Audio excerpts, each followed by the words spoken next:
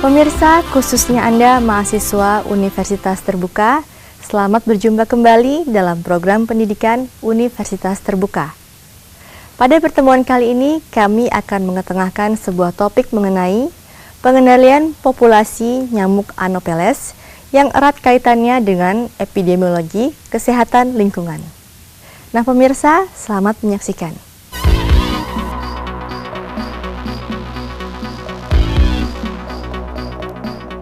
Akhir-akhir ini kita dikejutkan oleh berita yang tiada hentinya, baik melalui berbagai media cetak maupun media elektronik tentang peningkatan penderita penyakit malaria di seluruh pelosok Indonesia.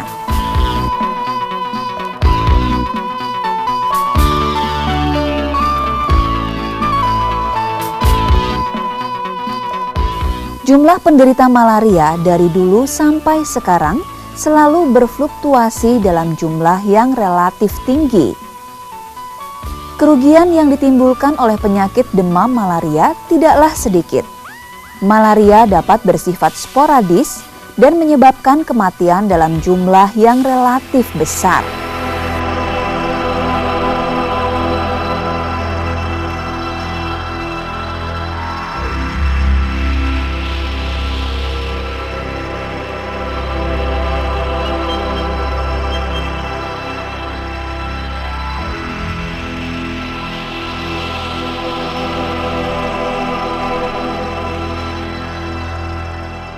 Di samping itu, penyakit ini sudah tentu menyebabkan kerugian ekonomi dan kehilangan produktivitas kerja. Oleh sebab itu, Badan Kesehatan Dunia atau WHO Perserikatan Bangsa-Bangsa pada tahun 1998 mengeluarkan statement, penyakit malaria adalah musuh publik nomor 1 di dunia. Menurut WHO, setiap tahunnya sekitar 500 juta orang menderita penyakit malaria di dunia dengan angka kematian 1,5 sampai dengan 2,7 juta jiwa. Di Indonesia, pada tahun 2002, sebanyak 10.055 desa dari total desa sebanyak 70.460 desa terserang wabah penyakit menular.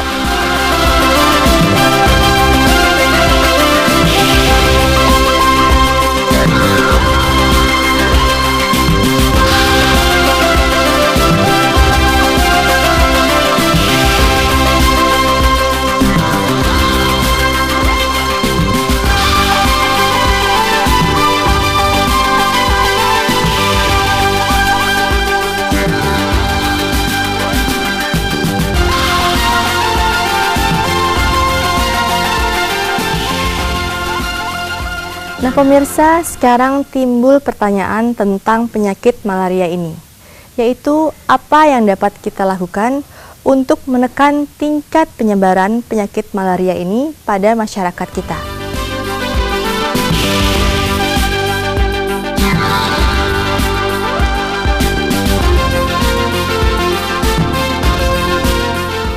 Sebagaimana telah kita ketahui, bahwa penyakit demam malaria ditularkan oleh nyamuk Anopheles. Oleh sebab itu, untuk mencegah berjangkitnya atau mengurangi kejadian penyakit demam malaria, yang sangat perlu kita lakukan adalah program atau kegiatan pengendalian populasi nyamuk Anopheles.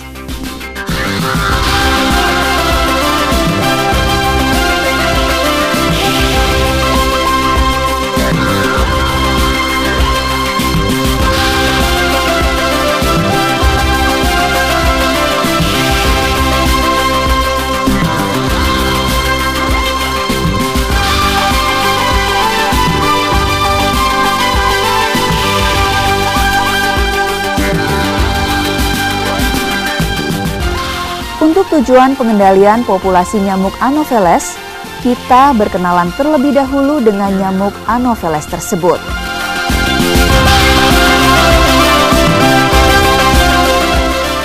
Di Indonesia terdapat 7 jenis nyamuk Anopheles dengan daerah sebaran yang meliputi seluruh pelosok negeri kita ini.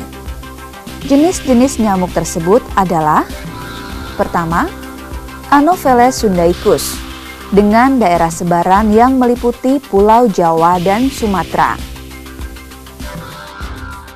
Kedua, Anopheles hircanus dengan daerah sebaran yang meliputi Pulau Kalimantan.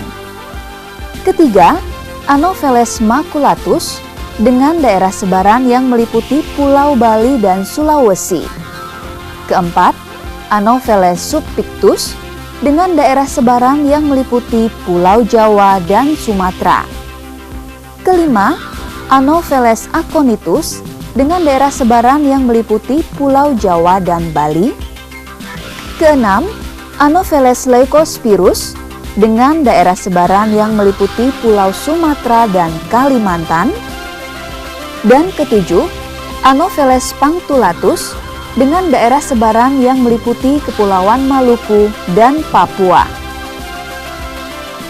Siklus hidup nyamuk Anopheles terdiri dari 4 tahapan proses metamorfosis yang meliputi tahapan telur, larva, pupa, dan nyamuk.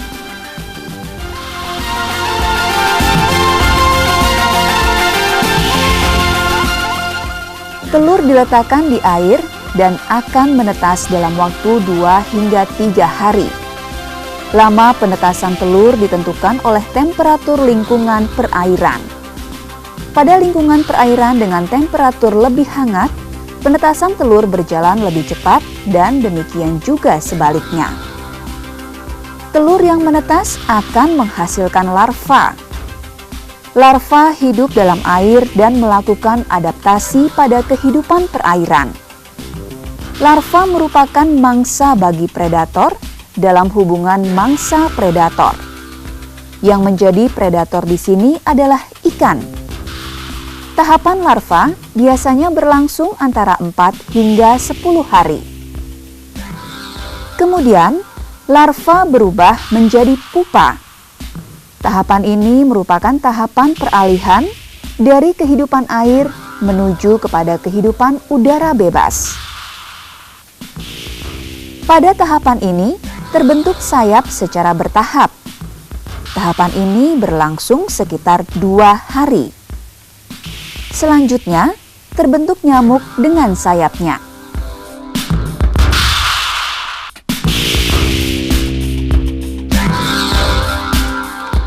Agar kita dapat mengendalikan populasi nyamuk secara efektif dan efisien, kita harus mengetahui habitat nyamuk Anopheles. Habitat nyamuk Anopheles antara lain semak belukar, kebun-kebun, pinggiran saluran irigasi, drainase perumahan,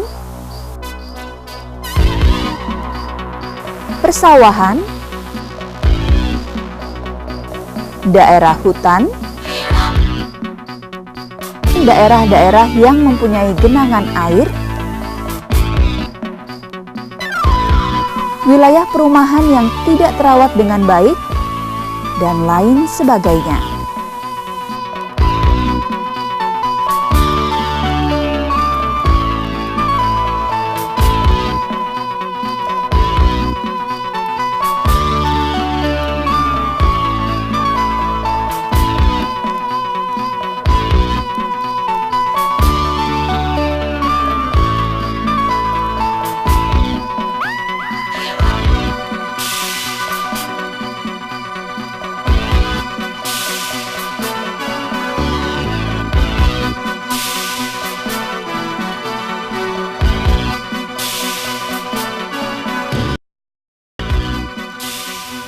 Inti permasalahan dalam usaha mencegah dan mengurangi kejadian penyakit malaria adalah pengendalian populasi nyamuk Anopheles. Terdapat 3 metode yang dapat diterapkan dalam usaha pengendalian populasi nyamuk sebagai berikut. Pertama, metode fisik mekanis. Kedua, metode kemis. Ketiga, metode biologis. Metode fisik mekanis.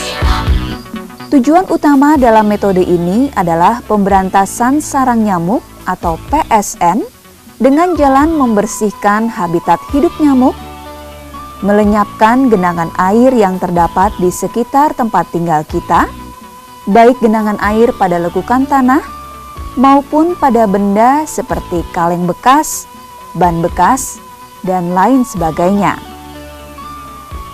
Metode fisik mekanik ini sebenarnya lebih mengarah kepada program sanitasi lingkungan. Pada saat ini di Indonesia sangat terkenal dengan program 3M, yaitu menutup, menguras, dan mengubur.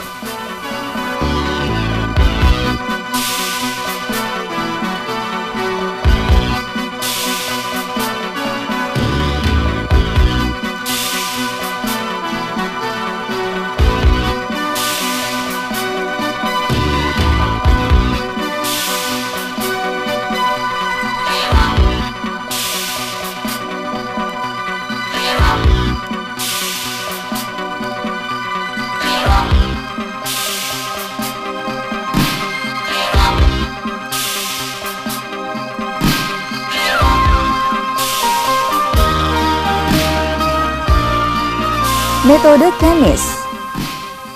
Metode ini adalah metode dengan cara penggunaan berbagai zat kimia yang disebut insektisida untuk membunuh nyamuk dewasa dan larva.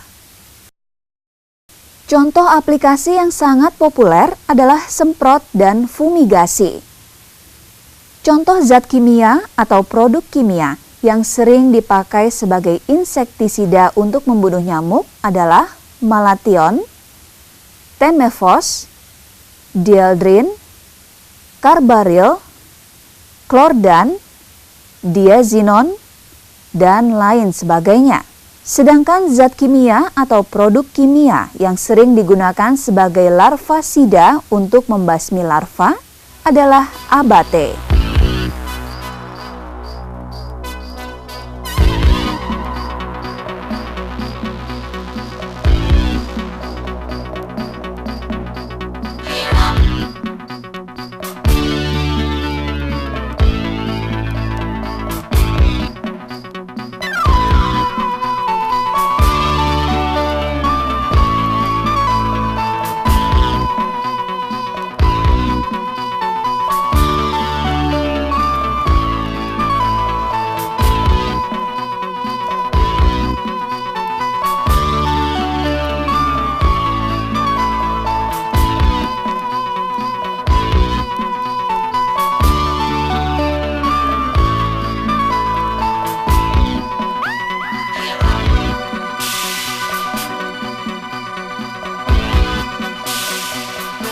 Metode biologis adalah metode penggunaan musuh alamiah atau predator dari nyamuk dan larva. Kelelawar dan burung-burung kecil merupakan predator nyamuk. Sedangkan berbagai jenis ikan merupakan predator yang sangat baik sekali di lingkungan perairan.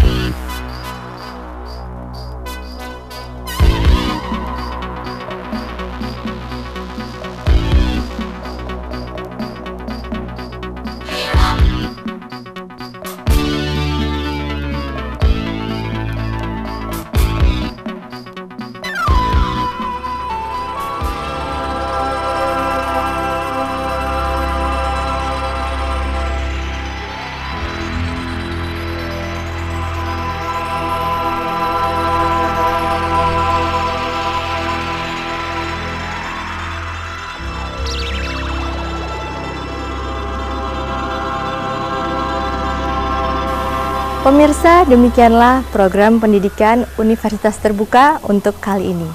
Kami berharap program tadi dapat membantu dan menambah wawasan Anda.